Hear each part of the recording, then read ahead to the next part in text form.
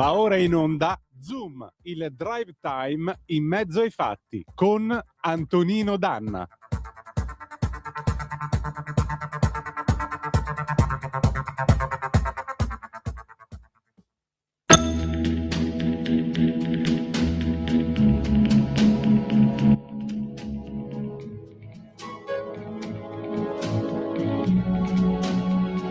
Sapore di sale, sapore di mare, che hai sulla pelle, che hai sulle labbra, quando esci dall'acqua e ti vieni a sdraiare vicino a me, vicino a me. Sapore di sale, sapore di mare, un gusto un po' amaro di cose perdute, di cose lasciate lontano da noi, dove il mondo è diverso, diverso da qui.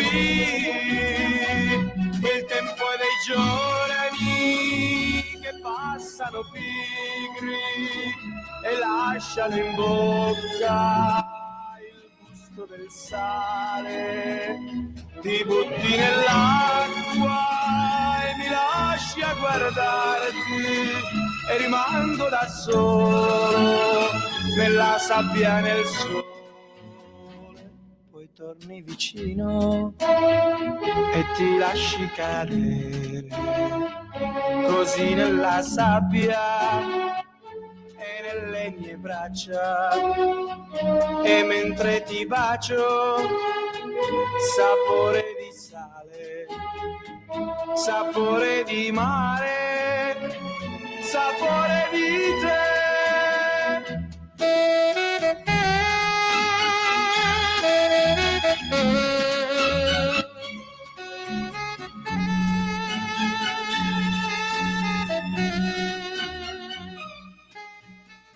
Buonasera Antonino, a te la linea. Grazie Natalia. Lo avete appena ascoltato, la musica è stata arrangiata da Ennio Morricone, se permettete. Lui era Gino Paoli, che se n'è andato oggi a 91 anni. Questo è Sapore di sale, estate del 1963. Gli anni 60 sono una dimensione dell'anima, esattamente come gli anni 70 e 80. Gli anni 60, quando penso agli anni 60 mi viene sempre in mente l'estate, le estati di allora, e in fondo quello stile scanzonato cerchiamo di portarlo d'estate quando facciamo capitaneria di porto, sostituendo Zoom al mattino. Gino Paoli non è certo il lato spensierato di quell'estate anni 60, però è certamente il lato che ha raccontato gli amori, ha raccontato le passioni, ha raccontato in fondo la voglia di accannare tutto quanto, prendersi una bella Spider e andarsene correndo per le curve dell'Aurelia, esattamente come Gassman e Trintignant nel sorpasso, anno di grazia 1962. Ma almeno noi con un epilogo migliore di quello di Trintignant e Gassman, che vanno a sbattere contro un camion, un Fiat 682. Oggi se n'è andato Paoli, se ne va un pezzo di generazioni di italiani che in fondo con questo inizio così solenne di Sapore di sale non può non pensare a quei pomeriggi estivi sulla spiaggia, quando c'è il silenzio più totale, la calura, si vede la nebbiolina che sale sulla sabbia e sempre quello sciacquettio delle onde, avanti e indietro, perennemente, indifferente, il respiro di Dio. Eppure quella è l'estate di Sapore di sale, Sapore di mare. Quella è quell'estate in cui si ritrova se stessi, si pensa all'amore, si torna indietro nel tempo, si pensa alla nostalgia, ma si pensa anche in fondo a un'epoca più dorata, più fatata, che forse questi tempi così contorti a maggior ragione ci fanno desiderare. Amiche e amici miei, ma non dall'avventura, buonasera, siete sulle magiche onde di Radio Libertà, questo è Zoom, il drive time in mezzo ai fatti, io sono Antonino Danna E questa è la puntata numero 1160 di Zoom di oggi, martedì 24 marzo dell'anno del Signore 2026. Permettetemi prima di iniziare un ricordo. Il 24 marzo del 1976 la radio suonava marce militari in Argentina, cominciava un'infame dittatura fascista che sarebbe costata migliaia e migliaia di vite innocenti. E solo una guerra di aggressione contro l'Inghilterra, persa in maniera peraltro solenne contro la Lady di Ferro, nel 1982 avrebbe portato alla caduta di un regime tra i più infami mai apparsi nel XX secolo. E vi vorrei ricordare che tra i tanti desaparecidos, se permettete, c'erano tanti figli e nipoti di italiani. Lode sia ad Aldo Moro, che diede di nascosto istruzioni all'ambasciatore argentino e anche in Cile, come aveva fatto anche in Cile nel 73, diede di nascosto istruzioni per accogliere il più possibile persone di cognome italiano e il più possibile trovare qualunque maniglia, qualunque cosa per dar loro un passaporto italiano e dare la possibilità di scappare da quel lager che divenne l'Argentina per quasi 7 anni. Cominciamo la nostra trasmissione, vi ricordo date il sangue, in ospedale serve sempre, salverete vite umane, chi salva una vita umana salva il mondo intero. Secondo appello radiolibertà.net, fesso chi non lo legge e soprattutto vi ricordo che se non leggete questo bellissimo giornale online vi perdete liberamente il direttore responsabile Giovanni Sallusti, gli autodafè di Giulio Cainarca, la rassegna stampa di Semivarin, videopillole e molto altro ancora. Un'ultima cosa, 340-670-9659, se volete intervenire attraverso la zappa o WhatsApp che dir vogliasi, oppure 0292947222 per dire la vostra attraverso il telefono, specie dopo le 18:40, quando con noi sarà il senatore Claudio Borghi Aquilini. Natalia, dulcis in fundo, last but not least, perché tu sei sempre in testa, visto che sei tu che mi permetti di arrivare dall'antenna fino a chi ci ascolta. Buon lavoro, ben trovata, buon martedì. E adesso, implacabile come sempre, Pierluigi Magnaschi, diritto e rovescio. Andiamo.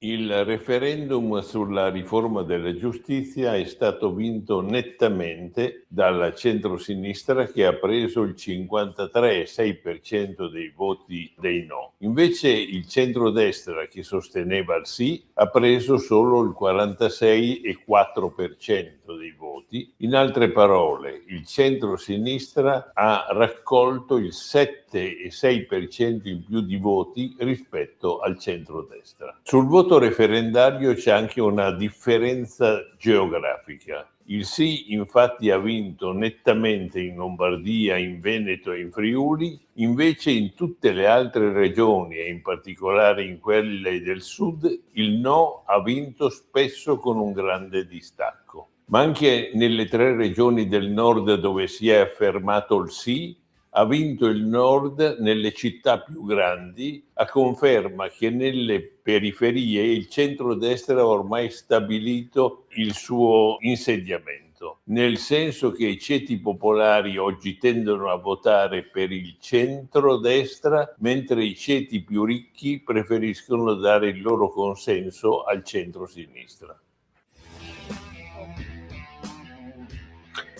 Una visione interessante quella di Pierluigi Magnaschi, aggiungerei. Probabilmente questo è anche ciò che abbiamo visto in anticipo negli Stati Uniti, dove la base MAGA è molto forte ed è nelle periferie, nelle campagne, nel retroterra culturale e fisico dell'America che vota Trump. Non li troverete certo a New York, tra l'altro la meno americana delle città americane, posto che viene tanto esaltato dagli italiani. Io non ho mai capito che fascino possa avere New York, anche perché l'America è tutt'altro. Se voi avete la bontà di seguire, per esempio, intanto le trovate in streaming, Fox News ha la particolarità di mandare negli intervalli le webcam in diretta delle varie città americane. Vi rendete conto che è una nazione con delle sfaccettature enormi e francamente noi, vista da qua, non riusciamo, credo, a capire la portata di una nazione come l'America. A proposito, ADN Cronos, Del Mastro si è dimesso, signori, da sottosegretario alla giustizia. Ho commesso una leggerezza, me ne assumo la responsabilità nell'interesse della nazione. Andrea Del Mastro delle Vedove si dimette da sottosegretario alla giustizia. Ho consegnato oggi le mie irrevocabili dimissioni da sottosegretario alla giustizia, dichiara in una nota. Ho sempre combattuto la criminalità, anche con risultati concreti e importanti, pur non avendo fatto niente di scorretto. Ho commesso una leggerezza a cui ho rimediato non appena ne ho avuto contezza. Me ne assumo la responsabilità nell'interesse della nazione, ancor prima che per l'affetto e il rispetto che nutro verso il governo e verso il Presidente del Consiglio. Verrebbe quasi da dire che forse questo è il primo effetto del referendum, chissà, forse c'è da collegare questo con queste missioni. Lo chiederemo al senatore Claudio Borghi Aquilini. Ma adesso, signore e signori, è giunto il momento del Qui Parlamento. Il capogruppo della Lega alla Camera, senatore Massimiliano Romeo, ricorda Umberto Bossi. Vai pure Natalia, grazie. Qui Parlamento. Sì, grazie Presidente. Intanto per aver prontamente commemorato con un ricordo la scomparsa di Umberto Bossi nella seduta di venerdì scorso, che era una seduta a prechiudi. Un ringraziamento anche per la disponibilità data nella seduta di oggi, per la commemorazione, per un momento di riflessione e di memoria. Grazie anche a tutti i gruppi per la sensibilità dimostrata, per le condoglianze che sono arrivate da parte di tutti. Un ringraziamento speciale anche per quei gruppi che sono venuti e hanno partecipato al funerale di domenica a Pontida. Sì, ci tenevamo oggi come gruppo Lega al Senato a commemorarlo nella giornata proprio di oggi. Lui era chiamato e denominato proprio il Senatur. La sua scomparsa lascia a noi leghisti un vuoto incolmabile. Ha unito un popolo, ricordava bene lei Presidente, unendo tutti i movimenti regionalisti del Nord, ha dato voce alla questione settentrionale, creando una forza politica che ha portato le istanze del Nord nel Parlamento italiano. L'unica parola che viene dal cuore è grazie. Grazie Umberto per aver acceso la scintilla della passione politica in ognuno di noi, di aver scatenato quella voglia e quella determinazione di seguirti nelle battaglie per il federalismo e per l'autonomia dei territori, per la difesa dei nostri valori, per quello che siamo e che rappresentiamo. Ricordo, visto che da giovanissimo operavo nella sede centrale a Milano in via Bellerio, perché ero responsabile dei giovani, che quando scendeva dal terzo piano per fare un giro negli uffici e vedere come stava procedendo il lavoro, non volava una mosca. Metteva soggezione a chiunque, anche ai suoi colonnelli più vicini, tutti che speravano di non essere ripresi, mandati a quel paese, in qualche caso addirittura cacciati. Sì, perché il carattere dell'Umberto era un carattere duro, difficile, viscerale, imprevedibile. Una volta addirittura minacciò la mia espulsione, lo ammetto, reo a suo giudizio di aver raffigurato su un manifesto dedicato ai giovani un guerriero senza la spada sguainata. Guai, che guerriero sei, mi disse. E ringrazio Calderoli che dovette intercedere per l'occasione, che era segretario della Lega Lombarda, ovviamente per evitare la mia espulsione dal movimento. Lo ringrazio tuttora, visto che è anche qui presente. Vabbè, Bossi era fatto così, amava la sua creatura, amava la sua base, amava la sua militanza con la quale si intratteneva fino a tarda notte bevendo non si sa quante bottigliette di Coca-Cola, ma perché lui voleva essere così, voleva stare vicino al movimento, voleva avere il contatto diretto. Per noi è stato un gigante. Qualcuno ha definito dicendo aveva un'aura particolare, qualcosa di unico, con tutti i suoi limiti, con tutti gli errori che tutti noi umani compiamo. Ci ha insegnato l'importanza di essere prima di tutto un movimento, né di destra né di sinistra, ma animato da quel pragmatismo che ci faceva stare vicino alla gente comune e che soprattutto ci rendeva diversi da tutta la partitocrazia romana. Tra le sue fasi più celebri, visto prima è stato citato il 1996, proprio in quella campagna elettorale per le elezioni politiche, l'uomo non è una bistecca, diceva, proprio per far comprendere che non tutto è riconducibile all'economia, al materialismo. L'uomo non è un numero, un codice fiscale, un pezzo di carne da macellare sull'altare della burocrazia centralista. La sua filosofia metteva al centro il primato della persona e il suo legame con la comunità. È stato un uomo visionario, un politico visionario, a volte era talmente avanti nel suo pensiero politico che anche noi militanti facevamo un po' fatica a comprendere qual era la strada che dovevamo seguire, e in qualche caso anche i nostri elettori, insomma, hanno finito magari per penalizzarci perché non comprendevano effettivamente quello che poi in realtà nel corso della storia si avverava. Famosissimo quel discorso nel quale diceva che prima o poi la manovra finanziaria sarebbe arrivata con le indicazioni di un fax da Bruxelles e che noi fondamentalmente avremmo dovuto semplicemente eseguire quelli che erano input che arrivavano da altre istituzioni europee, cosa che poi in buona parte è davvero accaduto. Lungimiranza che ha mantenuto fino all'ultimo, perché anche di recente era sempre foriero di buoni consigli e di visioni politiche future. Chiedo scusa, sono alla fine. Per lui il federalismo era la soluzione per tutto il paese. Ricordo uno spot elettorale del 1992, anno in cui proprio sono entrato nella Lega, che recitava: da Lega Nord a Lega Centro a Lega Sud, autonomia per le regioni, ogni popolo padrone a casa sua, ogni popolo amico dell'altro, la Lega, la vera solidarietà. Un messaggio che ancora oggi deve farci riflettere nel guidare la nostra azione politica. Già perché il vero nemico era ed è sempre stato il centralismo, con la sua burocrazia ed arroganza nel non voler lasciare liberi i territori e autonomi. E per questo, dico, le sue idee le sue battaglie restano sempre attuali, certo vanno declinate in chiave moderna, ma restano sempre attuali. Ti ringraziamo, Umberto, per tutto quello che ci hai dato e che ci hai insegnato. Sei stato un maestro di vita, un maestro politico. Ti chiediamo anche scusa per alcuni errori che abbiamo commesso lungo il nostro cammino politico e perché negli ultimi anni avremmo dovuto essere più vicini a te e alla tua famiglia. Familiari, in primis la moglie e i figli, a cui mandiamo come gruppo Lega al Senato un abbraccio forte con le nostre più sentite condoglianze. Né neri né rossi, ma liberi con Bossi. Grazie, Umberto.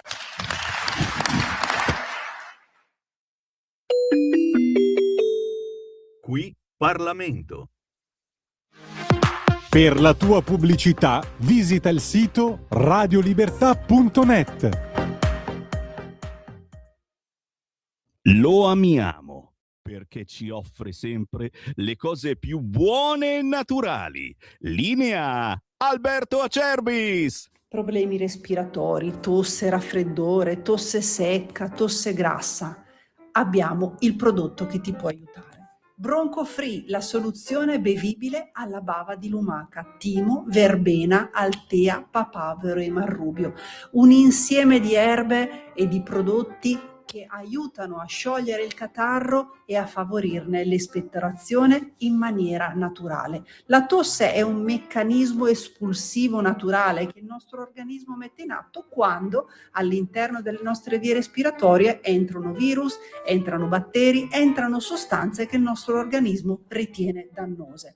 Come fare per calmare la tosse? Bisogna sciogliere il catarro e favorirne l'espettorazione attraverso un mucolitico naturale. La bava di lumaca, infatti, attraverso gli enzimi litici in essa contenuti, aiuta a sciogliere appunto il catarro e aiuta la sua espulsione. Abbiamo un'offerta straordinaria per voi stamattina. Se dite ascolto Radio Libertà e chiamate lo 030 68 40 408, 3 flaconi di Bronco Free a 59 euro, e se dite ascolto Radio Libertà voi non pagate le spese di trasporto e in più avete uno splendido omaggio. Chiamate adesso 030 68 40 408.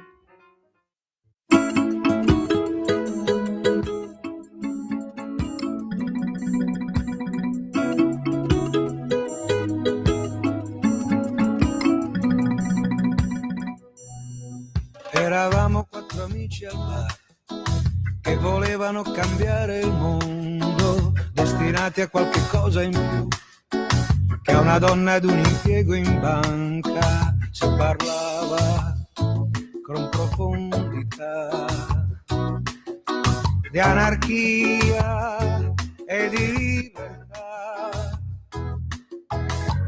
Tra un bicchiere di coca ed un caffè tiravi fuori i tuoi perché e proponevi i tuoi parole.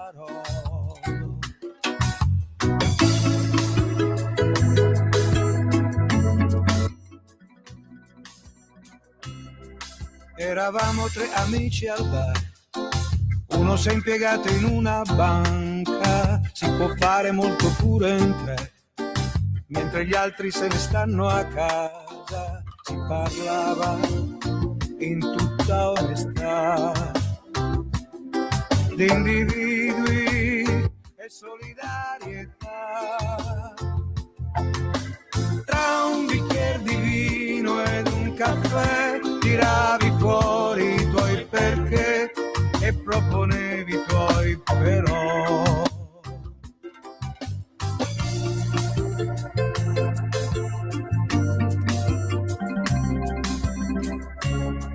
Eravamo 2 amici al bar, uno è andato con la donna al mare, i più forti però siamo noi, qui non serve mica essere in tanti, si parlava con tenacità di speranze e possibilità. Tra un bicchiere di whisky ed un caffè tiravi fuori i tuoi perché e proponevi i tuoi sarà.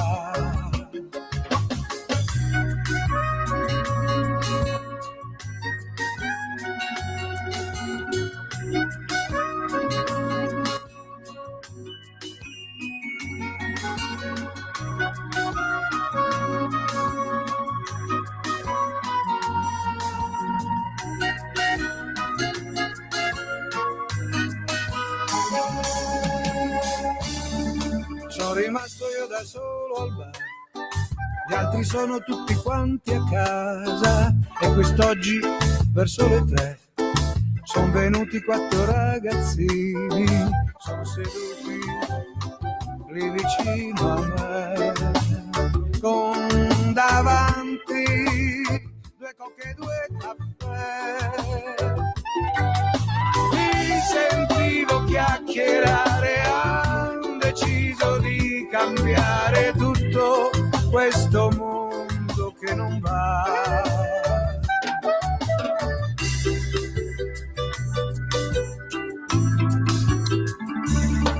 Sono qui con 4 amici al bar che hanno voglia di cambiare il mondo.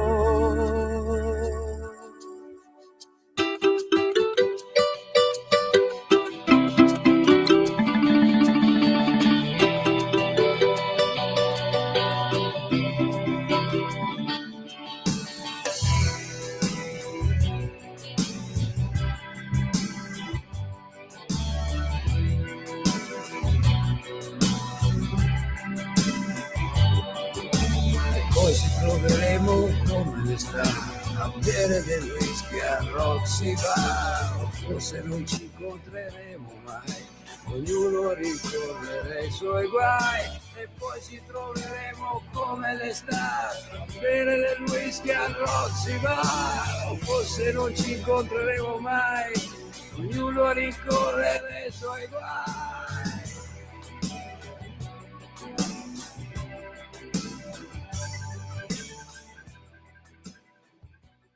A te la linea, Antonino.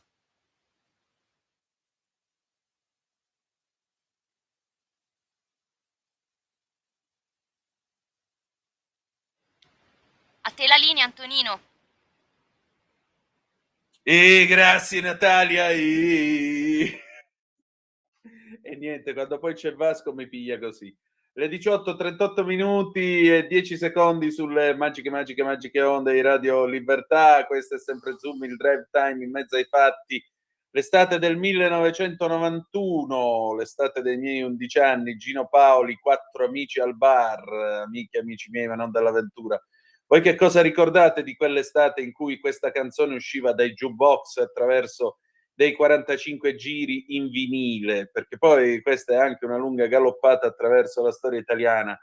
Le 18, 38 minuti e 40 secondi, l'Ansa, Del Mastro, le sue dimissioni.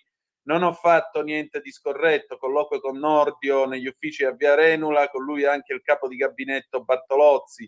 Addio Gino Paoli, maestro della canzone d'autore italiana. Morandi, ti ho voluto bene da sempre, buon viaggio, Vasco. E poi ci troveremo come le star. Referendum ANM, pronti a lavorare col governo. Nordio, mi assumo la responsabilità politica. E poi 50 anni dal golpe in Argentina, l'italiano che fece condannare i piloti dei voli della morte, gli aerei militari rinvenuti grazie all'inchiesta del fotografo Giancarlo Ceraudo. E poi ancora al via, ecco, questa è una cosa vergognosa, posso dirlo, al via da Roma, centenario di Dario Fo, non si spengono le polemiche con Milano. Jacopo Fo, non ci vogliono, il 24 marzo annullo il francobollo e festa al Sistina. Onestamente pensavo che Milano avesse un po' di ricordo nei confronti di Dario Fo, non fosse altro che ha partorito un premio Nobel, però vedo che Milano evidentemente era intenta a tutt'altre cose. Io posso dire che Dario Fo, al di là delle visioni politiche, quello che volete, ma quello che lui ha fatto per il teatro medievale con la giullarata e portarlo al grande pubblico, questa è stata una grandissima operazione culturale. Devo dire la verità, ogni tanto quando sono nei guai con la resurrezione di Lazzaro faccio il gramelò e me la cavo sempre, come in questo momento, perché abbiamo Lisetta al telefono. Calme scusa, se chi che se fa il miracolamento Kiraloca che viene Jesus, fa du signum du e il morto resuscita. Prego, signora Lisetta. Poi dopo faccio anche bravo Jesus Signor ladro. Tonino, buonasera. Allora, prima cosa, volevo dirle, mi piace molto il giornale radio della giornalista del sussidiario e la ringrazio. Prego, prego. Ecco. Questo deve ringraziare la direzione, insomma, è stata un'idea della direzione del nostro direttore. Lei passi parola che è più bravo di me. Allora, io volevo parlare, che non sento mai alla nostra radio, il gioco d'azzardo, signor Tonino, perché più della metà degli adolescenti gioca online, mi sembra, e nei luoghi fisici, un fenomeno poco noto che per gli esperti è già un'emergenza. Penso che si possa dire anche questa alla nostra radio. Pronto? Sì, sto ascoltando, prego. Allora, il gioco d'azzardo, signor Tonino, travolge i più giovani ed è ormai un'emergenza globale, di cui però il mondo adulto, ripeto, il mondo adulto ancora non si accorge. Forse perché giocare in fondo, mi sembra, è ciò che si fa fin da bambini. E perché il confine, signor Tonino, fra i videogame e il gioco d'azzardo è diventato invisibile, soprattutto online. Eppure fra psicologi, mi sembra, psichiatri ed esperti di dipendenze, l'allarme sta montando e la massima che paragona l'azzardo al fumo di sigaretta. Sta diventando tristemente popolare. A febbraio oltre 300 esperti di 35 paesi hanno pubblicato un appello sul Journal of Behavioral Addictions, riconoscendo il fenomeno, mi sembra, come un problema emergente di salute pubblica. E aggiungo che i giovani e gli adolescenti esposti a un rischio maggiore di sviluppare problemi legati al gioco d'azzardo, probabilmente a causa della loro immaturità emotiva e cognitiva. Tutto qua, non ho altro da dirle. E buona serata anche a lei. Grazie a lei, Lisetta. Io mi permetto di dire che il gioco distrugge le persone e le famiglie. Io, grazie a Dio, non ho mai avuto questa passione, non mi sono mai, non ho mai trovato niente di interessante nel puntare dei soldi, scommettere, ste robe qua.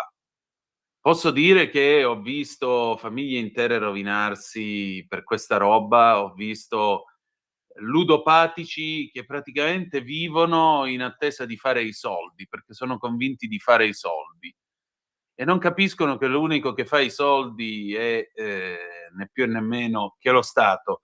Non vorrei sbagliarmi, ma credo sia stato il matematico Giuseppe Bagnera, che era bagherese, a dire che il lotto era una tassa sulla stupidità. Io personalmente quando gioco al lotto non gioco mai più di 1 euro, gioco se faccio qualche sogno. La vincita più alta che ho avuto è stata 32 euro, pensate.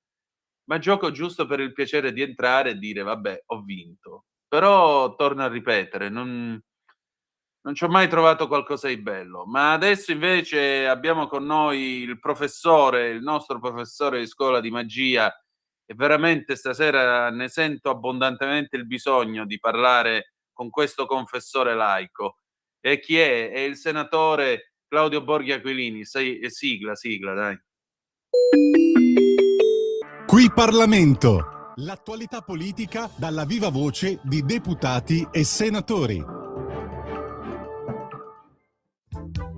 Va ora in onda Scuola di Magia con Claudio Borghi Aquilini.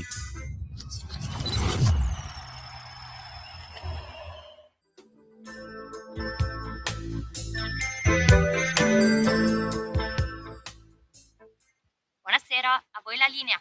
Grazie Natalia. Io voglio dare il bentornato al senatore Claudio Borghi. Senatore, senta, io l'ho sempre rispettata e a maggior ragione la rispetto stasera, però mi permetto questa confidenza e le parlo veramente come si può parlare a un amico. Facciamo finta di essere seduti su una panchina. E posso dirle una cosa, io ci sono rimasto veramente male per questo referendum. Antonino, Glielo siamo dico rimasti tutti un po' fraternamente, se male. mi posso permettere. Siamo rimasti tutti un po' male anche perché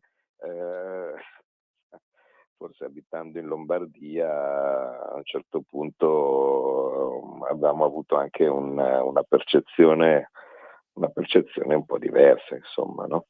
E oltretutto, cioè, cosa quasi incredibile, io voto al seggio 13 di Milano, che di solito, come tutta Milano, è ovviamente piddina profondissima, e incredibilmente ha vinto il sì nel mio seggio, cioè sono andato a vedere per curiosità, e quindi per dire, ma anche con i vicini in teoria, che pur normalmente diciamo non sono esattamente il massimo del leghismo, però su questa cosa erano d'accordo.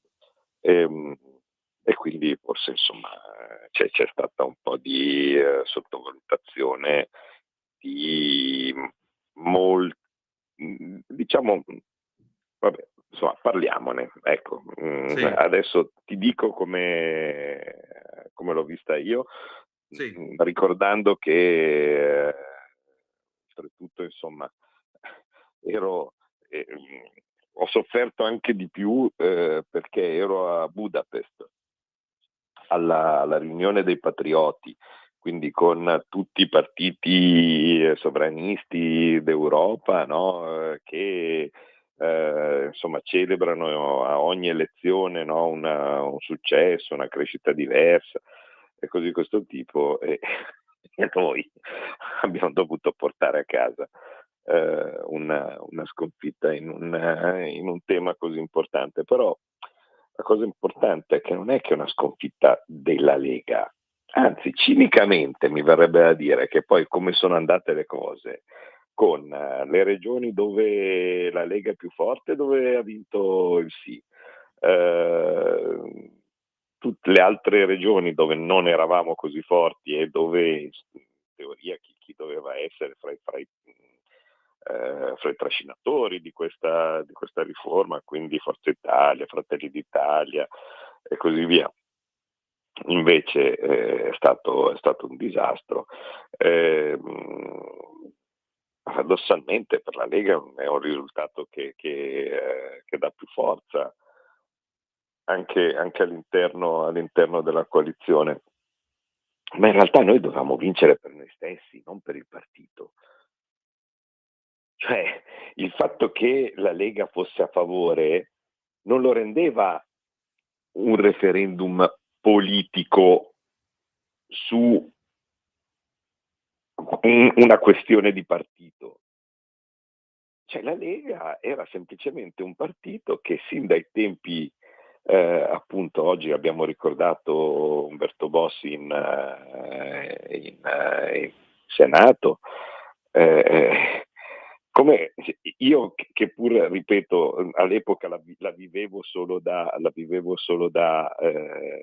elettore, la Lega, no? Perché come tutti sanno io sono entrato nel 2013 con Salvini, però da elettore ovviamente seguivo la politica e chi dimentica le tirate di Bossi contro Papalia? Ve lo ricordate?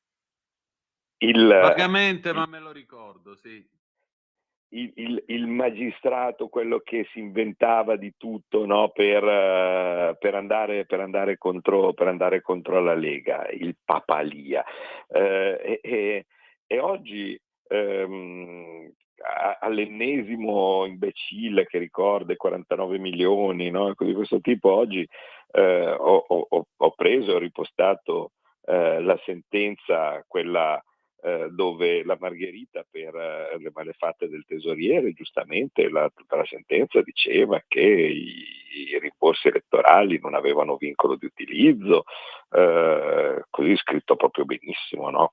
come tanti magistrati sanno scrivere, e che quindi la condotta appropriativa del tesoriere non costituisce danno erariale. In buona sostanza il partito diventa la vittima della condotta appropriativa del tesoriere, no? Nel nostro caso invece 49 milioni che spettavano alla Lega in quanto rimborsi elettorali calcolati sui voti, improvvisamente per l'appropriazione di una minima parte da parte del tesoriere, diventano un fardello che devi ripagare per generazioni. E uno dice: ma come mai? Ma perché? Ma com'è possibile che la stessa legge viene vista in modo diverso se il PD oppure se la Lega, no? E poi dopo vedi le immagini dei magistrati che saltano, chi non salta Meloni o Bella Ciao, no? E compagnia bella, e tutto ti appare molto chiaro, ma nel nostro caso era chiaro anche prima, insomma, no? Com'era la situazione. Quindi questo referendum noi in un modo o nell'altro lo facevamo non per il partito, mi verrebbe da dire abbiamo già dato, no? Cioè, cosa volete toglierci di più, no?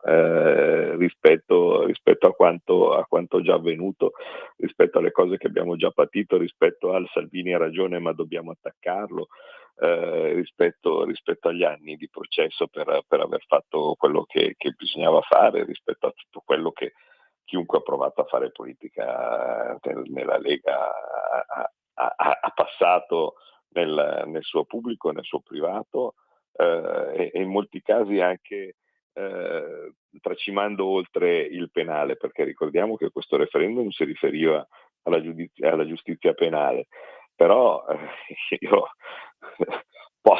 la mia esperienza è che nel secondo dopo che io ho cominciato a fare politica con la Lega ho cominciato a perdere anche le cause civili.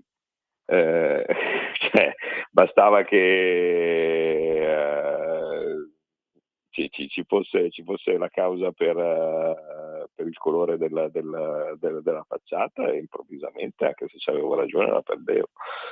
E quindi, al di là di tutto, noi ormai, come dire, mi verrebbe da dire, eravamo forse anche quelli meno interessati direttamente a questa questione, perché ce ne avevano già fatte ormai talmente tante che uno dice vabbè, cosa ce ne vuoi fare di più? Il punto era che era semplicemente giusto togliere quella roba lì, quei magistrati che ballano, quei magistrati che cantano Bella Ciao, così questo tipo, e sapere di essere in mano a quella gente che, ripeto, è una piccola parte della magistratura. Cioè lì in quel momento a sequestrare dei palazzi di giustizia che dovrebbero essere degli edifici pubblici c'erano gli ultras.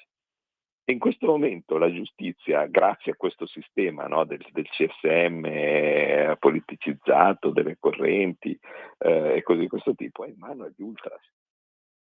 La grande maggioranza dei magistrati che invece vogliono fare solo il proprio mestiere sono condannati a un'esistenza da impiegati, no? Diciamo così, mentre invece tutti questi fenomeni, questi che ai nostri occhi sembravano mostri, vari Gratteri e compagnia bella, ma invece alla fine non faremo i conti, ecco, non voglio essere del foglio, che pur non mi sta simpatico, cioè li ho correlati credo allo sfinimento, eppure le cose sono così. Secondo noi era una cosa giusta da fare, perché non è andata? Allora, io mi sono dato un po' di spiegazioni. Sì. Prima spiegazione è che ognuno aveva un suo motivo privato per non andare a votare. Seconda spiegazione, la sinistra ha una capacità che noi raramente abbiamo avuto di mobilitare i giovani con l'inganno. Sì. E dico che noi non abbiamo avuto perché da una parte forse non lo sappiamo fare, dall'altra parte non lo vogliamo fare. Cioè, io non me la sentirei di andare a parlare ai giovani e dirgli menzogne. E quindi se io sono limitato dalla verità, tutto quello che dico rischia di essere magari meno interessante. Se invece io potessi infilarmi dentro nelle scuole e dire che se domani non usciamo dall'Europa vengono fuori i draghi dei tombini e cose di questo tipo, allora tutto sarebbe più semplice, più facile.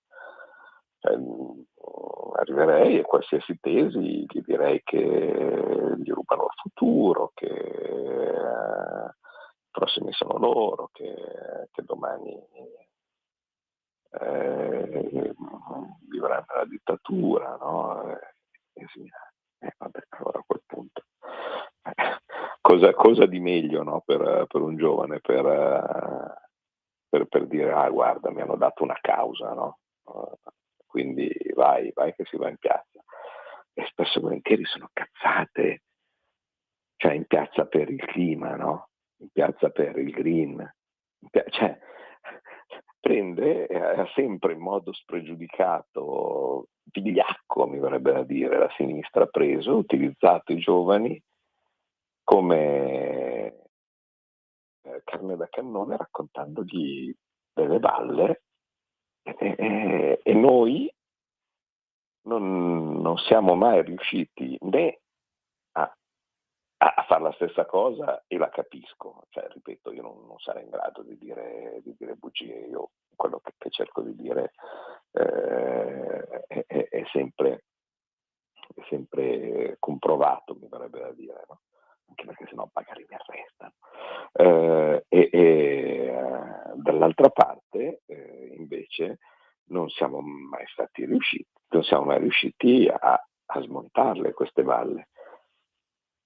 Ma non è semplice smontare le balle. Chi ha la possibilità di andare capillarmente per via di sindacati, per via di rappresentanti sindacali di questo, di quest'altro, no? E così via, per chi da tempo ha occupato la scuola, quindi professori e così via, no? Tutti soggetti che sono sempre stati militanti. Ed è una cosa oltretutto che mi fa impazzire, perché per esempio anche per la scuola, no? Non ci sono mai stati, probabilmente, insomma, ho parlato con tanti insegnanti, tanti aumenti come in questo governo, no? Dove il povero Valditara ha preso in mano una situazione che era anche increnita da secoli, no? E ha adeguato un sacco di stipendi, no? a quasi tutti gli insegnanti, ma non gliene frega niente. Cioè, quando uno è militante e quando uno è militante inserito dentro nel sistema, tu glielo puoi anche triplicare il sistema, lo stipendio, ma questo andrà lo stesso a fare propaganda per il PD e per la sinistra, o per qualsiasi cosa essi portano avanti. E quindi questa capacità, diciamo così, di infiltrazione nel sistema e questa spregiudicatezza nell'usarlo, purtroppo ci rende un combattimento ad armi impari.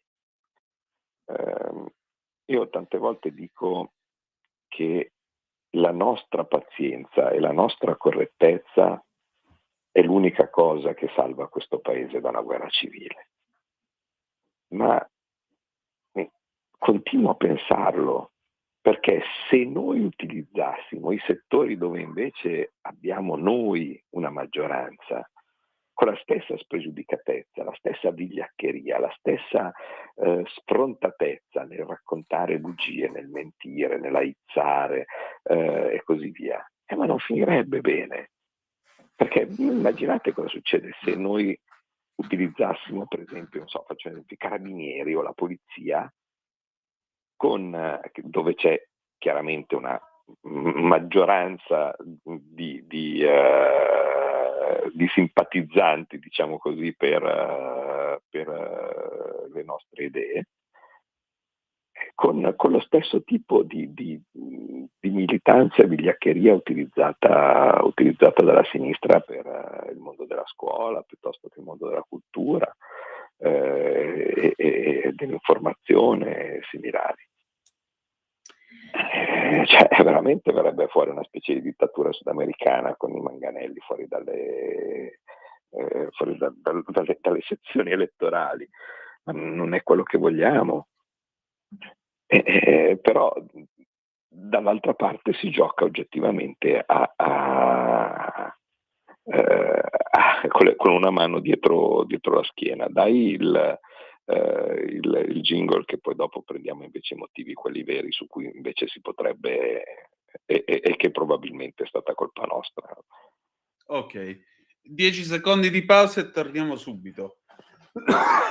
Stai ascoltando Radio Libertà, la tua voce libera, senza filtri né censure, la tua radio. Di nuovo a voi la linea.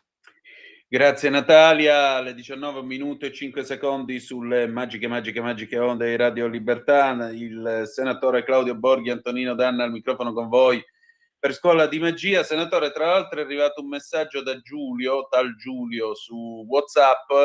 Visto l'andazzo del voto al sud, adesso vogliamo assolutamente l'indipendenza. Prego. Certo. Ecco, no, invece appunto arriviamo a questo... I nostri a uno peccati quali sono? di questi punti. Vediamo invece dove si è sbagliato. Allora, e in questo sbagliato metto il lungo elenco di singole questioni, tali per cui alla fine qualcuno diceva no vabbè, io magari c'hanno ragione, ma alla fine voto no per protestare.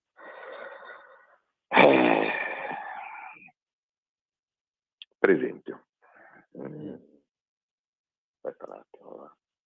A me hanno detto, un amico poco fa diceva, un uno gli ha spiegato secondo, per il caro gasolio. Antonino, aspetta un secondo che ho il capo in linea, aspetta un attimo. Natalia, chiudi che quando Matteo chiama bisogna rispondere, quindi lasciamo un momento il senatore Borghi Aquilini al telefono con Matteo Salvini e poi vediamo che cosa succede. Poco da dire, ragazzi. Io addirittura vi dicevo, un amico mio poco fa mi riferiva che un tale stamattina gli ha spiegato che andate ha votato no per il caro gasolio. Ragazzi, che era un referendum costituzionale per approvare la riforma della magistratura. Mi spiegate che cacchio c'entra il caro gasolio? Allora, di fronte ai balli dei giudici e canti a Napoli, fuochi d'artificio a Roma e Milano, grande autonomia. Sentito nulla dal loro presidente Mattarello, ispezione da Nordio. Non cambieranno mai, aspettiamoci il peggio per il prossimo futuro. Noi buoni e coglioni, Maurizio.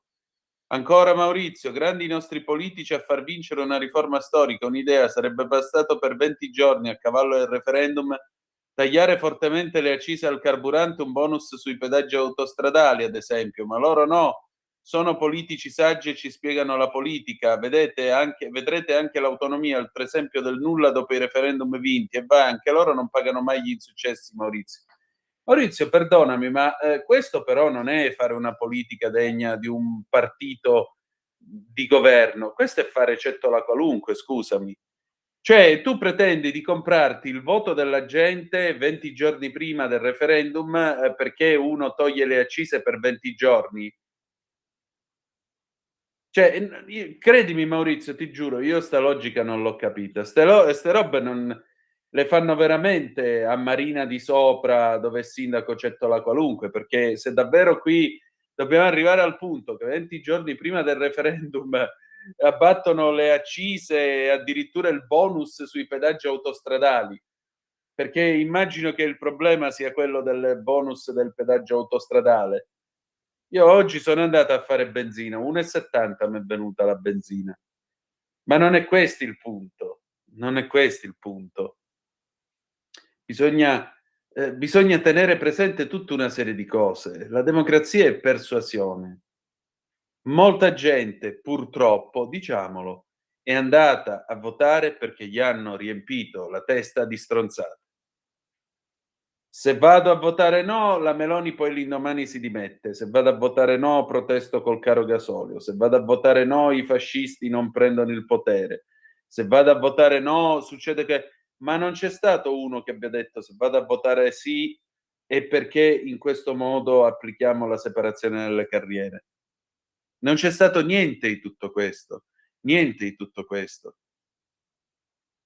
La cosa più drammatica, gente che non ha saputo assolutamente spiegare il merito della riforma, però si sono precipitati tutti, cantanti, attori e tutto il resto. Antonino, ti rendi conto il livello dello scontro?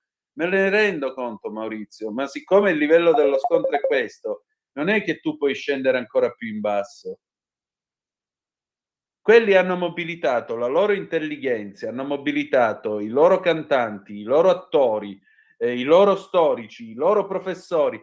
Nelle scuole immaginate che cacchio di lavaggio del cervello avranno fatto ai diciottenni. Parentesi, posso dirlo, io ora dirò una cosa che probabilmente mi attirerà delle polemiche, ma la voglio dire. Io ho letto, ho visto stamattina i giovani che hanno salvato la Costituzione. Perdonate, io credo che i loro coetanei in Israele, che vanno a combattere in Libano e rischiano di morire a 18-20 anni, o che si sono andati a infilare nei tunnel di Hamas a cercare gli ostaggi, o che salgono su un aeroplano, tante ragazze, vanno a bombardare l'Iran, permettete, meglio loro. Ma non mi raccontate che sono degli eroi che hanno salvato la Costituzione. Sono solo dei ragazzi a cui è stata riempita la testa di cazzate e sono andati a votare credendo di essere i nuovi partigiani. Beh, vi do una notizia, non siamo nel 1945, l'Italia non è divisa tra una feroce dittatura e la parte liberata dagli alleati, non ci sono i partigiani, non ci sarà alcuna piazzale Loreto. Mi rendo conto del livello dello scontro, caro Maurizio, mi rendo conto. A maggior ragione era necessario fare una campagna elettorale ancora più concentrata sul merito della riforma, ancora più concentrata. Quando io leggo la vecchia di 92 anni che mi spiega io ho visto nascere la Costituzione non si tocca, non mi metto a gridare semplicemente perché non è il caso. Ma una signora che aveva 12 anni nel 1946 e 14 nel 1948, dubito abbia seguito con tanta trepidazione i lavori dell'Assemblea Costituente. Punto 1. Punto 2. L'Italia nel 1946-48 era un cumulo di macerie, la gente comune col cazzo che pensava alla Costituente. Aggiungerei un'ultima cosa, se mi posso permettere. Una signora di 92 anni che nel bene e nel male ha avuto tutta una serie di garanzie e privilegi che io non avrò mai, non può permettersi di ipotecare il mio futuro dicendo la Costituzione non si tocca, perché già che ci siamo, la Costituzione è stata toccata 22 volte e come avete sentito Paolo Rossi, onorevole del PSI, padre costituente, nella seduta del 1947 in cui si discute l'articolo 138, dice proprio questo: guai a quella Costituzione che crede di essere immutabile. Egregia signora, lei che viene a dirmi a 92 anni, dopo una vita certamente non passata tra codici e pandette, che la Costituzione non si tocca. Se vogliamo parlare di diritto, se vogliamo parlare della Costituzione, parliamone, ma non parliamo di certe cose, perché francamente veramente, guardate, io non l'ho presa male perché ha vinto il no, la prendo male per il cumulo di cazzate che hanno convinto tanti a votare no. E mi stupisce che dei ragazzi di 18-20 anni che hanno sempre questo fottuto pippolo nelle mani, cioè il telefonino con cui praticamente manco si sanno lavare e fare il bidet se non vedono il tutorial su YouTube, non siano stati in grado di decidere rettamente che cosa fare con il referendum costituzionale. Ho il diritto di dirlo, sì, grazie a Dio questa è una democrazia, anche a maggior ragione quando non la pensiamo come loro. Chissà, forse uno di questi qui che oggi ha salvato la Costituzione, che crede di aver salvato la Costituzione, magari un domani sarà un ministro o sarà un presidente del Consiglio e magari si troverà un procedimento di traverso mentre tenterà di fare, che ne so, 10 chilometri di alta velocità. Natalia, per favore, proviamo intanto a richiamare il senatore Borghi. Voglio dire, magari domani questo sarà un presidente del Consiglio che tenterà di fare 10 chilometri di alta velocità e si troverà davanti le inchieste e la valutazione e il controllo preventivo e il ricorso e questo e quello. Allora poi vedremo che cosa avrà salvato. Questo tanto per dire, no? Questo tanto per dire. Li voglio vedere tanti di questi signori ultra novantenni o centenari che mi dicono la Costituzione non si tocca, quando domani o dopodomani sui giornali leggeremo l'ennesimo caso dello stupratore o di quello che viene rimesso fuori l'indomani. Ma la Costituzione non si tocca, se no si diventa ciechi. Che volevamo fare? Questa è la situazione. Questo è il paese. 0292947222. A questo punto il telefono è aperto.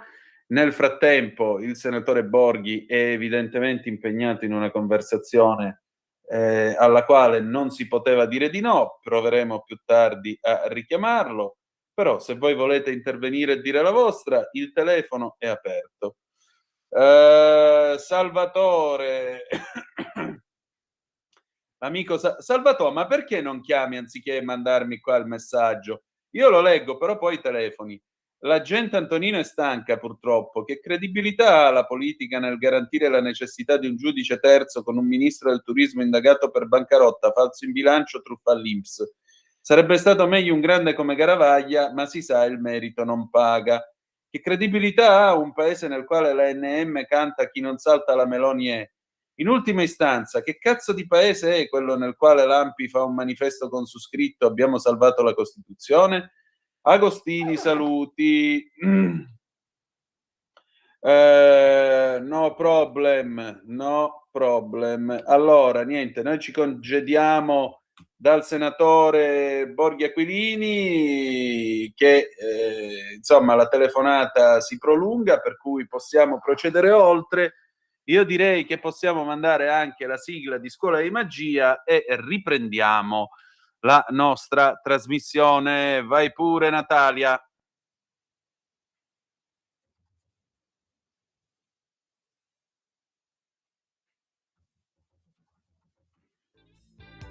Avete ascoltato Scuola di Magia. Eccoci qua. Qui Parlamento. Eccoci qua alle 19:12 minuti e 55 secondi, sempre sulle magiche onde di Radio Libertà. Antonino Danna al microfono con voi. Il telefono è sempre aperto, 0292947222, oppure se ci volete scrivere 340-670-9659. Allora, Marco da Cassano Magnago. Buonasera gente, di sicuro i rossi hanno mobilitato le truppe da sbarco al rapporto, poi considerate che adesso votano anche i figli degli emigrati di seconda generazione. Poi se mettiamo anche la campagna diffamatoria dei nostri fuoriusciti squallidi nelle proteste fatte durante i funerali del Bossi domenica, totalmente fuori luogo nella circostanza, poi dobbiamo evidentemente incidere ancora di più nelle regioni a noi ostili, Marco. Non credo tu sia andato tanto lontano dalla verità. Altra telefonata, pronto, chi è là? Antonino, buonasera. Oh, Mi hai Salvatore, chiamato ed eccomi. finalmente è avvenuto, Innanzitutto mio buonasera caspita. a te e ai tuoi amici ascoltatori. Ci Io sei voglio anche tu tra intervenire gli amici ascoltatori, diciamo, vorrei aggiungere qualcosa a quello che ti ho scritto. Prego. Mi sento profondamente offeso dalla maniera nella quale è stata condotta la campagna elettorale da parte dei comitati del no. Offeso perché tutto quello che è stato detto è oggettivamente un'offesa all'intelligenza. Ora non voglio dire che chi ha votato no non è dotato di intelligenza, ma certamente un determinato tipo di militanza ha penalizzato fortemente l'indagine sulla verità di questa riforma. Ora, il senatore Aquilini ha fatto un passaggio che mi ha colpito particolarmente. Ha richiamato alla grandezza, obiettivamente aggiungo io, di questo governo nella, diciamo, responsabilità, nel non alzare ulteriormente i toni, nel non utilizzare strumenti che potrebbero portare davvero ad una deriva. Ma dobbiamo anche interrogarci su per quanto tempo ancora questo governo, questa Italia può avere pazienza nei confronti della disinformazione? Per quanto tempo ancora noi potremo sopportare che vere e proprie menzogne organizzate vengano vendute come verità nel mainstream? È vergognoso, e chiudo la chiamata, Antonino, perdona il tono, è vergognoso che si sia scelto da parte del centrodestra di consentire, fammelo dire, ad un centro-sinistra di vendere questa riforma come un attacco alla Costituzione. Sin dall'inizio, secondo me, ed è l'unico rimprovero che io mi sento di fare, al di là delle vicende personali di ministri e sottosegretari che, voglio dire, altri hanno dato esempi in passato anche nel centrodestra, non appena c'era un'indagine si sono dimessi, ma questa è una questione che attiene alla capacità personale di capire il ruolo istituzionale. Non vado oltre perché sono polemiche che restano sterili, non avremo mai una risposta a un contraltare, ma interroghiamoci, ed è questa la domanda che io voglio lasciare a te e voglio lasciare anche ai tuoi ascoltatori. Quale valore ha un governo di centrodestra se non siamo nelle condizioni di poter far valere il nostro diritto alla verità nell'informazione? Basta. Salvatore, la domanda è... Dimmi. No, basta, semplicemente questo, cioè dobbiamo porci un quesito: è possibile che fake news vengano vendute come verità e che nessuno sia nelle condizioni oggi di poter dire una trasmissione che dice fesserie, tu queste fesserie non le puoi più dire sulla TV pubblica, per esempio? Salvatore, io ti vorrei ricordare che da quelle parti hanno scassato i cabasisi fino al giorno del referendum dicendo che in Italia c'è Telemeloni e che la RAI è allineata sulle posizioni del governo e non fa passare altro che i messaggi del governo, manco fossimo nell'Ungheria di Orban, per citare uno degli altri loro topoi letterari. Allora, delle due l'una, o evidentemente Telemeloni non esiste, o Telemeloni esiste ma fa veramente schifo. Io credo che Telemeloni non esista.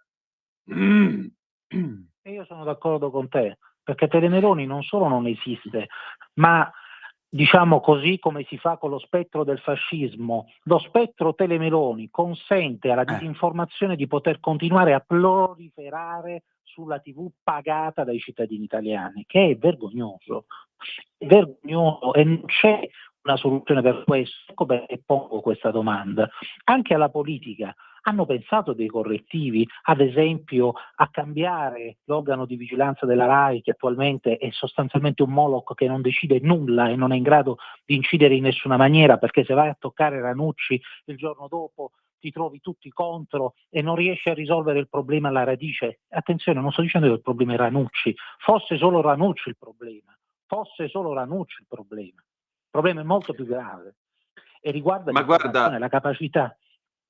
Dimmi Antonino, perdonami.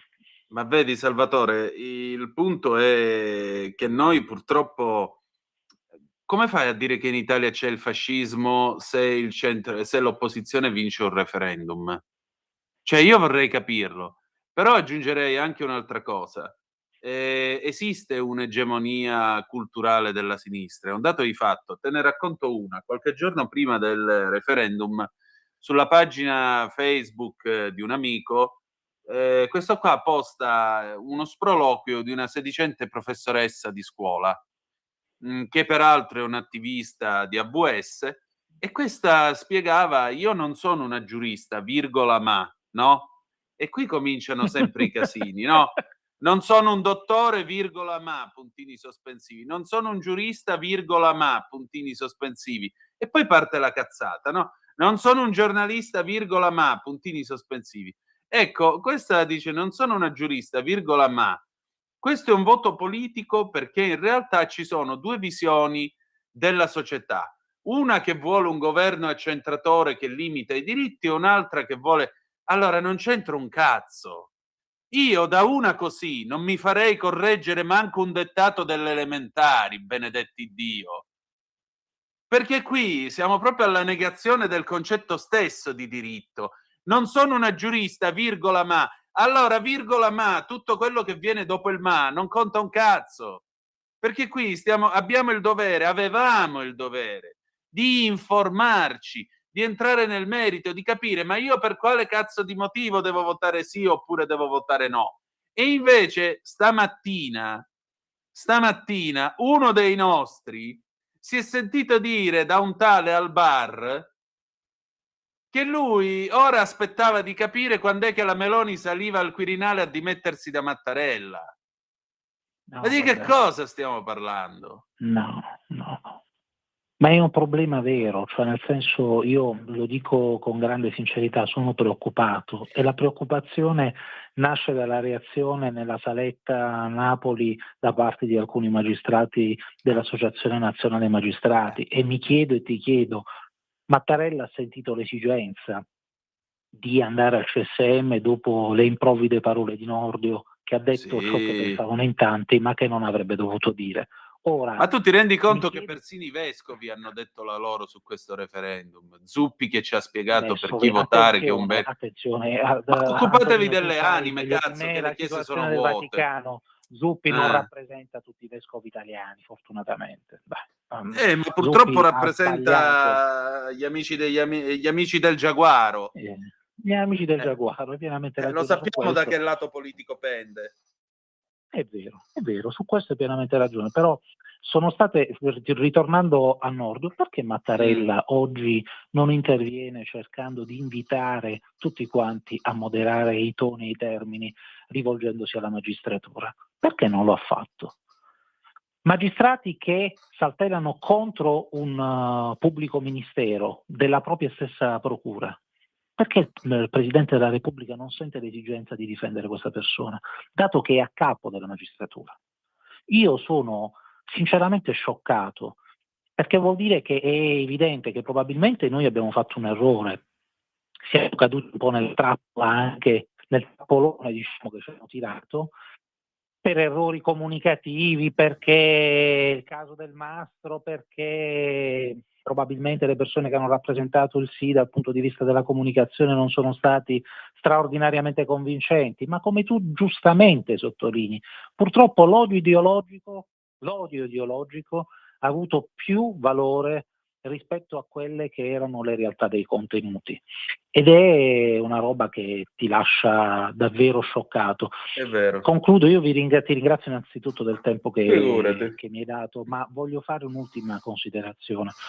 Un grande direttore come Sallusti ieri ha fatto una battuta che dovrebbe invitare tutti quanti noi a riflettere. Quando ha detto ha perso il sì al referendum, ha vinto il no, ha detto una cosa bruttissima ma vera, cioè vera nel senso a mo' di battuta, ma che dovrebbe far riflettere e interrogare tutti noi. Non c'è più la mafia di una volta. Ed è una cosa grave che ha detto, mi rendo conto, ha detto di Maserata su tutte e quattro. Dietro quella frase, secondo me, ci sono delle considerazioni che ciascuno di noi con la propria coscienza dovrebbe farsi, perché determinati dati saltano all'occhio di chi fa una lettura critica del dato elettorale. Se non c'è l'onestà neanche di farsi queste domande, è evidente che la gente è ubriacata da una, non posso dire neanche ideologia, ma semplicemente da tifo, da stadio, da 4 soldi contro la Meloni, contro questo, senza sapere neanche qual è la gravosità che una realtà come quella del governo italiano oggi deve affrontare alla luce di tutte le problematiche.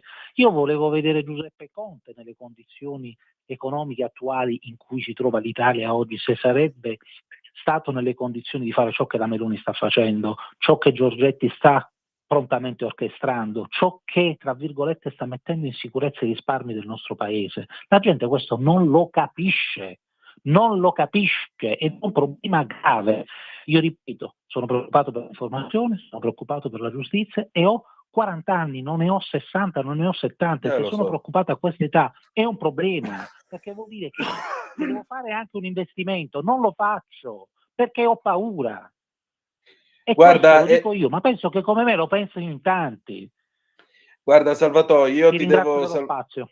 Prego, c'è un'altra telefonata, però Anna Maria da Vicenza dice che concorda con tutto quello che hai detto. La TV di Stato deve fermare le fake news visto che paghiamo anche un canone. Un'altra telefonata, pronto chi è là? Buonasera, Torino. Mi spiace non ci sia per ovvi motivi il professor Borghi. Che Ben trovato Paolo. Rimane il professore, per affetto soprattutto. Allora, io metterei da parte ogni commento banale e diciamo così, quei commenti un po' da post referendum andato in un modo che invece a quanto pare c'era troppa sicurezza andasse in un altro. Io credo che questo si sia notato, l'ho notato io pur avendo votato sì, e perciò è impossibile non l'abbiano notato pure gli altri. Quello che tu hai detto rispetto all'egemonia culturale è sbagliato, non è un'egemonia culturale della sinistra, è un'egemonia comunicazionale, cioè loro sanno comunicare alla pancia, alla base della gente in maniera ineccepibile, sono molto bravi e soprattutto sono senza scrupoli. Io direi che il referendum, secondo me, e questo lo puoi trasferire al professor Borghi in un'altra occasione, è stato giocato molto male, ovvero prima di proporre un quesito dove ci sono dei tecnicismi così complessi e complicati, è chiaro che ti vai a esporre anche a quella Sciura Maria o Sciura Rosa, non so di dove, che dice io non sono un giurista, ma è evidente, quelle sono cose che si sono già preparati il discorsino o qualcuno gliel'ha preparato. La cosa era da fare in un'altra maniera, ovvero prima dovevi fare un referendum che non era un referendum propositivo che in Italia non si possono fare, ma era un referendum che parlava direttamente al singolo cittadino, dove dicevi: sei d'accordo con la separazione delle carriere dei magistrati? Ok? Molto semplice, lo capivano tutti, sì o no? Quello avrebbe sicuramente vinto. Dopodiché, dopo facevi la legge e eventualmente dopo aver fatto un ampio dibattito sul merito della legge, perché questo costringeva a tutti il referendum fatto in questa maniera qui, cioè un ampio dibattito di approfondimento che non c'è stato la campagna referendaria, ma non c'è stato un approfondimento, tant'è che ovviamente gli avversari si sono attaccati ai tecnicismi E ovviamente chi faceva finta di dire io non sono un magistrato, un giurista, ma sapeva benissimo di cosa si parlava, ma andava a dire che io non ci capisco niente, per cui voto no. Altra cosa, e concludo, allora, io non lo chiamo né dottore né magistrato, lo chiamo il signor Gratteri. Il signor Gratteri ha lanciato 2 messaggi almeno, molto limpidi, molto nitidi, direi quasi di uno sfondo un po' mafiosetto, nel senso che sono quei messaggi che si lanciano proprio per indurre gli altri a fare il contrario di quello che vorrebbero fare. E guarda caso il Sud ha risposto. Ora, quando tu vai a dire chi vota sì è un mafioso, è un criminale, è un delinquente, è chiaro che il criminale delinquente, per non farsi mettere allo scoperto, cosa fa? Vota no. Non ti pare? Allora, 2 cose. La prima, in Italia non esiste un referendum propositivo costituzionale che è quello che suggerisci tu. La seconda cosa, io prendo ampiamente le distanze da quello che stai dicendo tu a proposito di Gratteri, perché capisco la libertà di parola, però arrivare a dire che Gratteri abbia dato un messaggio mafioso, francamente cerchiamo anche di moderare un po' i toni. In ogni caso non mi riconosco in quello che hai detto e ti ringrazio in ogni caso del tuo intervento. Le 19, 29 minuti e 30 secondi, diamo una breve letta alle vostre zappe. Eccoci qui, buonasera gente, no, questa l'abbiamo letta. Bravo Antonino, hai fatto bene a cantarla alla 92enne, magari anche una maestra che prende la pensione a 60 anni. Oddio, in pensione a 32 anni, no. Hai ragione, sei un grande Gabri, 200 euro sono sotto il lavandino in bagno. Poi Pierangela da Milano, i genitori di sinistra riescono a inculcare le ideologie nei loro figli, se ci provassi io con i miei 3 mi farebbero correre, forse perché sono ragazzi liberi? Ancora, mio nipote 18enne liceale ieri ha votato per la prima volta, ha votato sì con buona parte dei suoi compagni, complimenti. Marco, poi secondo me la gente sta perdendo un po' la passione della politica, uno schifo poi il marasma creato per la vittoria del no. Bella ciao cantata dai magistrati vincenti, bandiere della CGIL con Landini in barricata, loro secondo me stanno cercando di grattare il fondo del barile e l'unica soddisfazione di capire che ci temono e ricorrono a tutte le manovre anche illegali, sempre Marco. Concordo su tutto quello che ha detto Salvatore, l'abbiamo già detto, la TV di Stato deve fermare le fake news visto che paghiamo un canone Rai. Saluto l'amico Vincenzo che ci sta ascoltando insieme con Saverio e andiamo in pausa e ci sentiamo Gino Paoli, Il cielo in una stanza del 1960 e torniamo.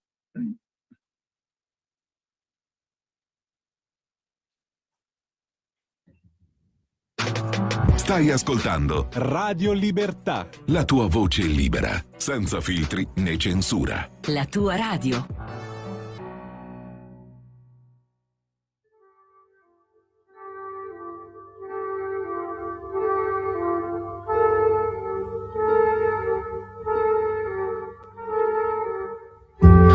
Quando sei qui con me, questa stanza non ha più pareti, ma alberi, alberi infiniti.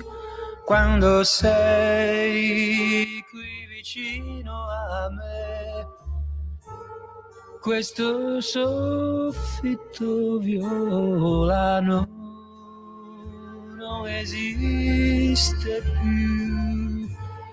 Io vedo il cielo sopra noi che restiamo qui abbandonati come se non ci fosse più niente, più niente al mondo. Suona un'armonica,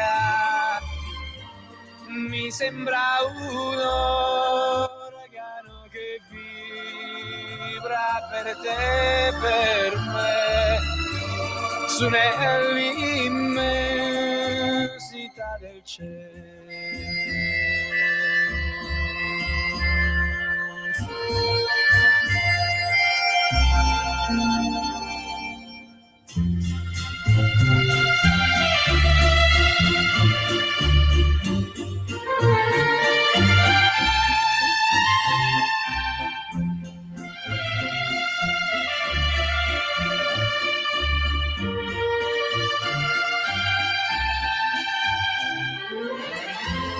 Suona un'armonica, mi sembra un organo che vibra per te e per me, su nell'immensità del cielo,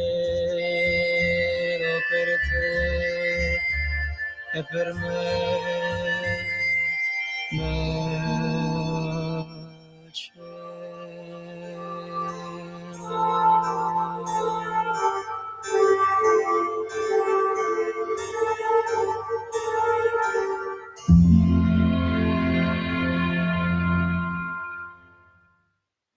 A te la linea, Antonino.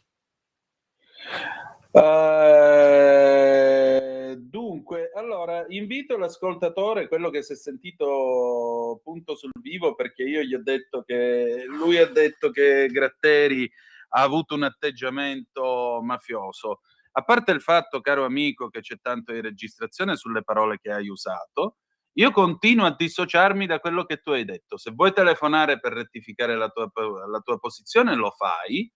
Però ti torno a ripetere, è inutile che minacci le vie legali, c'è la registrazione della trasmissione, tu hai usato un'argomentazione che io non condivido, dalla quale mi dissocio. Chiaro?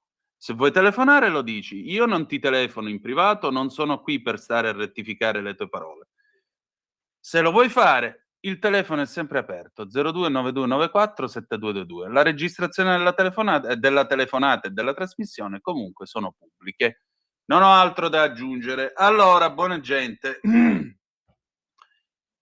0292947222, il telefono è sempre libero. Vediamo, sempre Gabri, potrebbe essere la signora 92enne in pensione, se avesse usufruito delle baby pensioni 15 anni per le quali noi siamo nei guai, i nostri giovani non la vedranno mai. Chissà. Ancora, Marconigramma dell'avvocato Bauer, la comunicazione istituzionale referendaria è stata effettuata in ordine sparso e a tratti dilettantesco. Penso agli avvocati che si sono spesi così generosamente, ma soprattutto ai magistrati che si sono esposti per il sì, che poi si sono visti sopraffare dalle cappellate di alcuni esponenti governativi.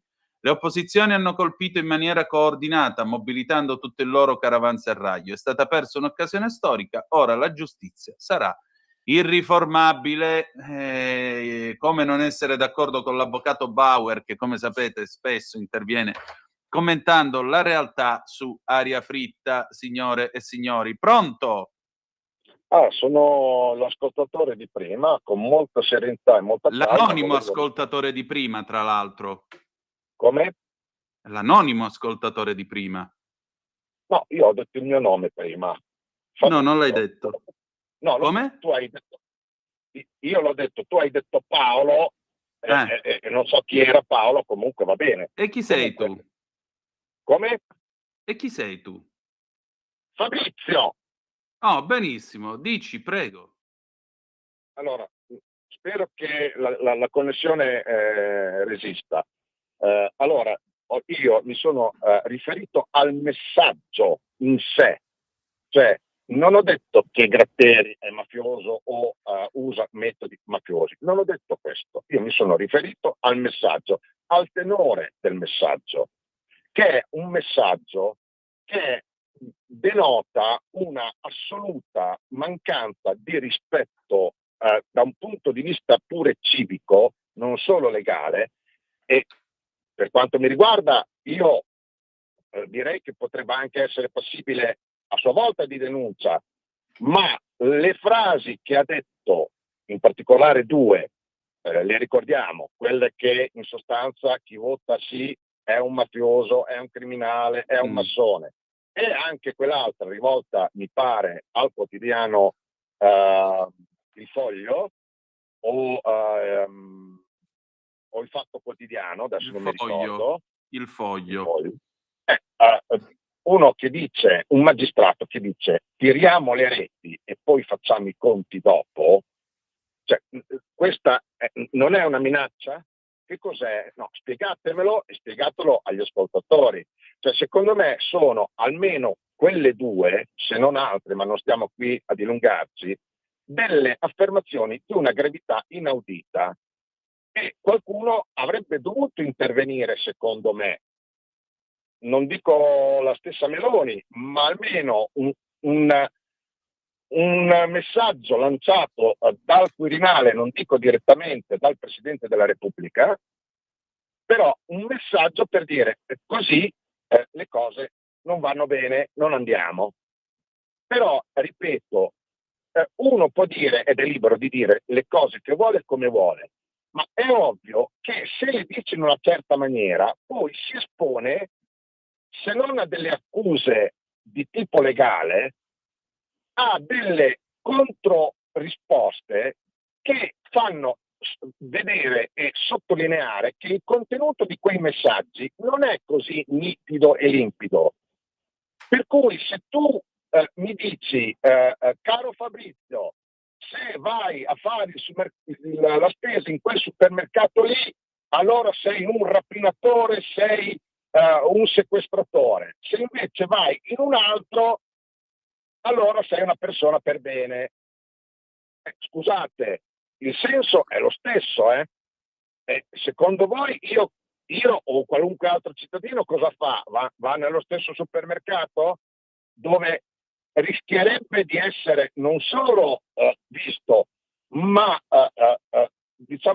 profilato come un delinquente, un criminale, un mafioso e un massone? Non si fa più vedere in quel supermercato lì, ma in un altro. O sbaglio? Allora, prendo atto della tua posizione. Per quanto mi riguarda, però, ti ripeto il concetto che io non condivido la tua visione. Posso avere questa libertà e me ne dissocio. Ma certo, Bene? assolutamente. Io non voglio imporre niente a nessuno, né tantomeno a te o a Radio Libertà. Però, perfetto. Ecco, quindi con massima serenità, però vorrei che qualcuno allora mi dicesse quei due messaggi in particolare, che mi sono sembrati molto pesanti e di una gravità inaudita, quali mira potessero avere. Perché è chiaro che nel momento che tu fai un'affermazione simile, chi si vuole trincerare dietro a quelle affermazioni fa l'esatto contrario di quello che vorrebbe fare. Quindi, tutto a caso, se uno voleva, nel caso del referendum, votare sì, è ovvio che a quel punto lì va a votare no. Cioè, hai messo praticamente l'elettore con le spalle al muro. Non mi sembra così. Vogliamo rettificare ancora meglio i miei interventi? Non mi sembra così corretto. Benissimo. Ancor più se dette da un magistrato. Benissimo, perfetto. Io prendo atto delle tue precisazioni che, come vedi, sono andate in onda e ti ringrazio per aver chiamato. Io vi ringrazio, ti ringrazio. Saluto, mi dispiace non sia potuto essere presente per i noti motivi, il professor Borghi. Ma ripeto e concludo, non c'è stata nessuna affermazione diretta alla persona né alla professione di Gratteri. Gratteri ha detto delle cose e quelle cose vanno valutate e pesate, perché non si può farle passare in cavalleria. Tutto qua, vi ringrazio, buona serata e buon proseguimento. Buona serata a te, altra telefonata, pronto, chi è là? Ciao Antonino, Paolo Varese. Ciao Paolo, dimmi.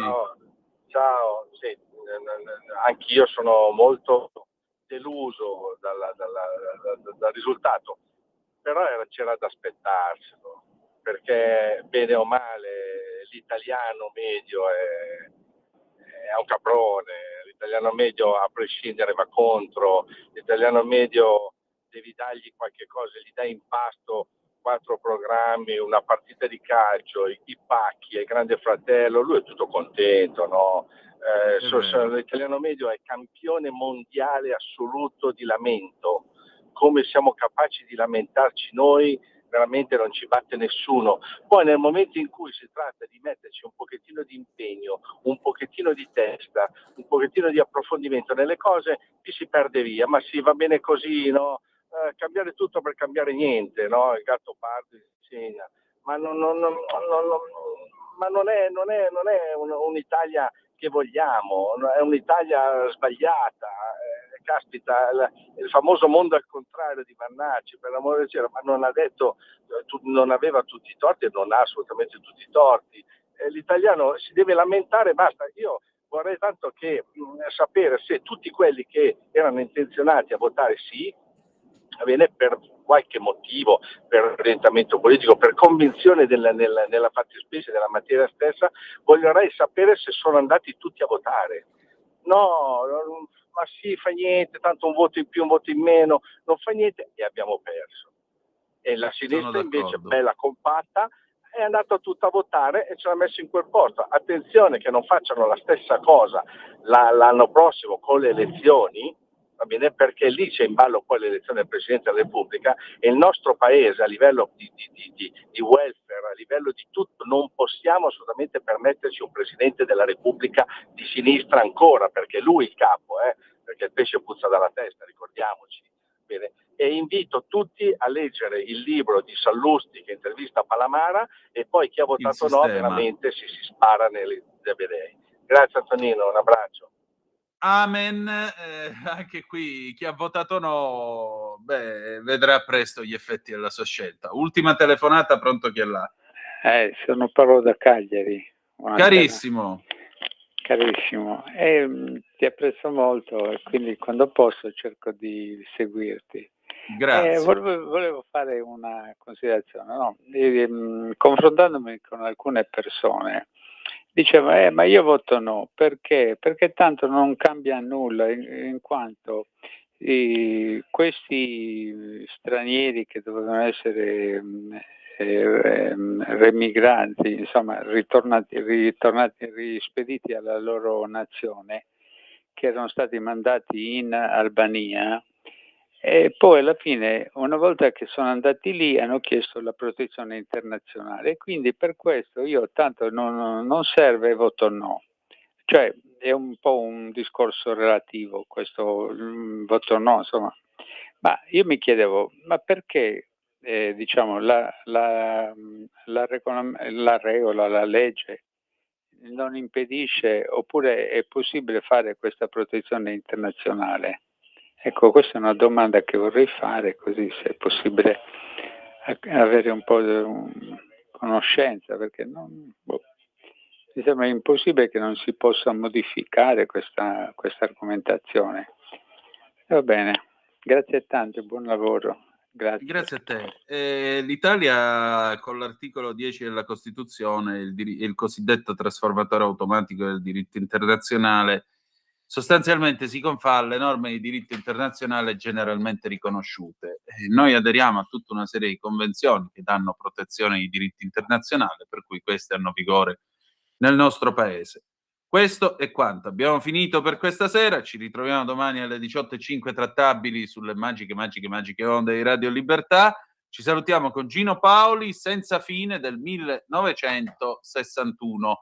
Grazie per essere stati con noi e malgrado tutto ricordatevi che the best is yet to come, il meglio deve ancora venire. Domani saremo in replica, ci ritroviamo giovedì.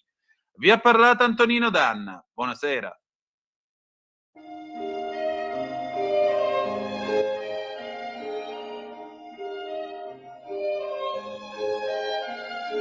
Senza fine tu trascini la nostra vita, senza un attimo di respiro per sognare, per poter ricordare quel che abbiamo già vissuto.